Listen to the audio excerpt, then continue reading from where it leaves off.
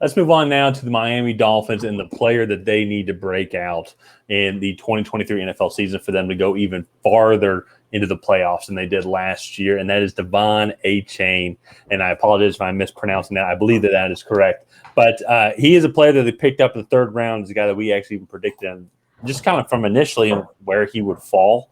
All thought that Miami would greatly benefit from picking him up. But before we go into breaking down why Ryan and I think that he needs to break out for the Dolphins to have a successful season, be sure to subscribe to the channel and also ring that bell to get notified when we create new content.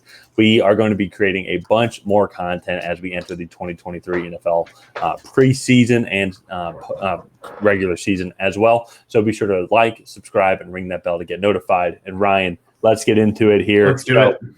What do you think of Devon Achane?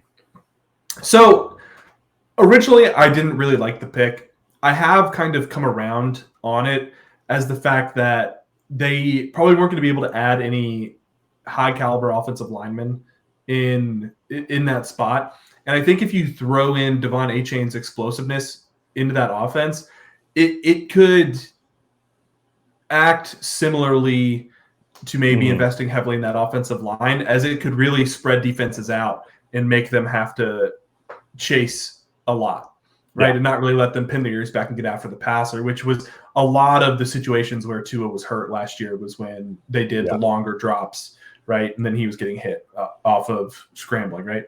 So I think that is probably the biggest thing that he can provide, is just another elite threat. You also look at the other couple running backs that are in that backfield, Jeff Wilson, Raheem Mostert, right? They're both older. I think they're both on the other side of 30.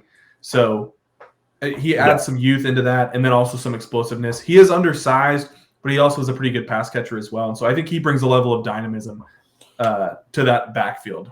Well, and he's the running back that, when you just look at it, not that Zach Charbonnet wouldn't have been a great fit, or an outside of of all the other running backs outside of Jahmyr Gibbs and Bijan Robinson, excuse me. Achane was the one that I thought just fit perfectly into that system. I mean, that whole offense is built for speed.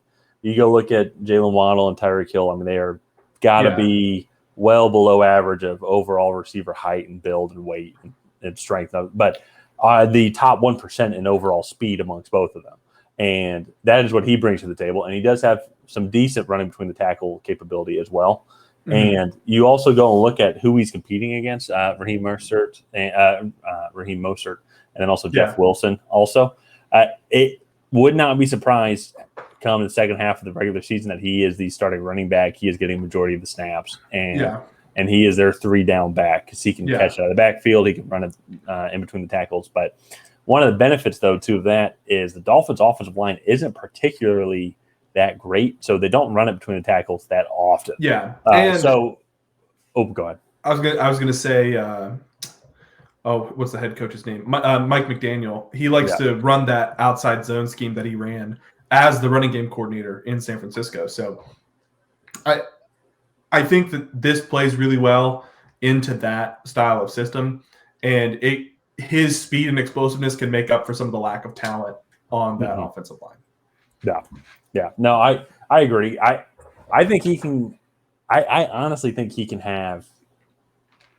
I feel like 1,400 total all-purpose yards isn't anything that would be too outlandish. 700 rushing yards, 700 receiving yards for him. Just with the way that the offense works, how quick that they are, they don't really need like a great tight end. They need a very traditional tight end to probably honestly help out with blocking.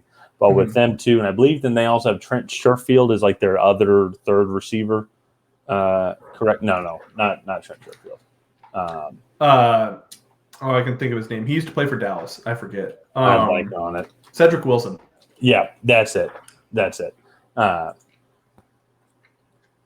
He's a great check down guy, and I think that they can utilize him in a lot of different scenarios. Also, with Mike McDaniel essentially now being, you could argue, one of the top offensive lines in the NFL. So I think Achane's going to have a good rookie season. I hope he stays healthy. I hope that entire Miami team stays healthy because, frankly, they're just fun to watch. They were really fun to watch until Tua got hurt, and then they were very shaky. And then the second half of the season, very inconsistent just because of their quarterback play. So, very curious going to see what they end up. I guess essentially just kind of how everything ends up shaking out.